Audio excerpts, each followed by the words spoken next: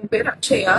இப்போ சோசியல் மீடியால பரவிட்டு இருக்க வீடியோ எதுவுமே இப்ப எடுத்தது கிடையாது. 2025 எடுத்தது ஏப்ரல்ல. இந்த வீடியோ வந்து அவரு தப்பா எதுவும் யூஸ் பண்ணக்கூடாது, சோசியல் மீடியால எல்லாம் போடக்கூடாது அப்படின்னு சொல்லிட்டு ஸ்டேஷன்ல 2 டைம் கம்ப்ளைண்ட் ஆயிருக்கு. கம்ப்ளைண்ட் ஆகி இந்த வீடியோ யூஸ் பண்ணவே கூடாது, ஏன்னா இது ஒரு ஃபேக் வீடியோ. அவர் வேணும்னே வந்து கஞ்சா அடிச்சுட்டு வந்து நான் தங்கியிருக்க ஹாஸ்டல்ல வந்து வம்பிழுத்தாரு. அங்க ஸ்டாஃப் எல்லாருமே தான் தங்கியிருப்போம். என் கூட பக்கத்து ரூம்ல என் 2 பிள்ளைங்களா இருந்தாங்க. அவங்களெல்லாம் அவர் கவர் பண்ணி எடுக்கவே கிடையாது.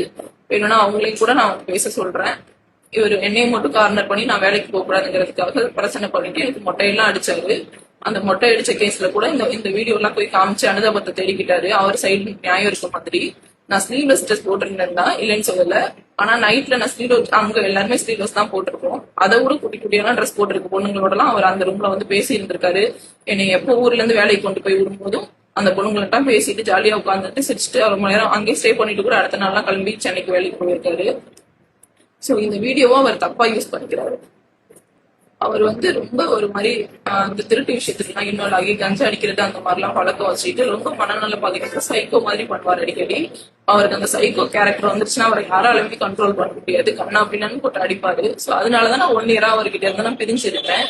இப்ப கூட வாழ வரேன் அப்படின்னு சொல்லிட்டு நான் சிகரெட் எல்லாம் சுட்டு வச்சிருவாரு. ஃபுட்டையும் போட்டு டார்ச்சர் பண்ணுவாரு. நான் வேலைக்கு இருந்தேன்னா ஃபுட்டையே பார்க்க வரணும் அப்படிங்கிறதுக்காகவே ஸ்கூல்லுக்கு ஏதாவது ஒண்ணு பண்ணி விட்டுட்டு அவ்வளவு காயம். ஜூன்ல வரேன் அப்படின்னு சொன்னேன். ஜூனுக்கு ஒரு 2 நாள் முன்னாடியே பிள்ளைக்கு பொண்ணு வந்துருச்சுங்க எல்லாம் அப்படின்னு சொல்லிட்டு எதுல சுட்டாருன்னே தெரியல. நீ கிளம்பி வா, பிள்ளைக்கு மேல அக்கறை இல்லையா அப்படிங்கிறாரு. நான் வந்து எங்க இருப்பேன், வீடு பார்த்துட்டு தானே வர முடியும் அப்படின்னு சொல்லிட்டு நான் சம்பளம் எல்லாம் வாங்கிட்டு வந்து ஜூன் 1ஆம் தேதி வீடு பார்த்துட்டு இங்க கூடி வந்துட்டேன். ஜூன் 3ஆம் தேதி இது மாதிரி வந்து என்கிட்ட சண்டை போட்டு என்னைய வெட்டிட்டு சம்மந்தமே இல்லாத எப்போ உள்ள ஒரு வீடியோ தூக்கி போட்டு இப்போ வந்து அவர் மேல தப்பு இல்லாத மாதிரி காமிச்சுக்கிறாரு.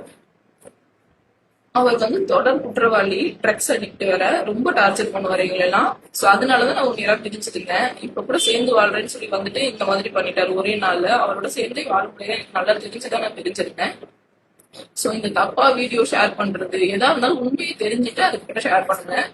இல்ல வந்து உங்களுக்கு அவர் மேல அவ்வளவு அனுதாபம் இருந்தா என் சைடு என்ன நடந்திருக்கு எல்லாமே கேளுங்க. அவர் நல்ல நல்ல பையன் எல்லாம் கிடையாது. நீங்க வந்து அவருக்கு வந்து அனுதாபப்படுற அளவுக்கு இவ்வளவும் பண்ணிட்டு நம்ம மாட்டிக்க கூடாது அப்படிங்கிறதுக்காக எப்பவோ 2 வருஷத்துக்கு முன்னாடி உள்ள வீடு தூக்கி இதோட மேட்ச் பண்ணி அவர் இந்த மாதிரி பண்ணிட்டு போயிட்டாரு.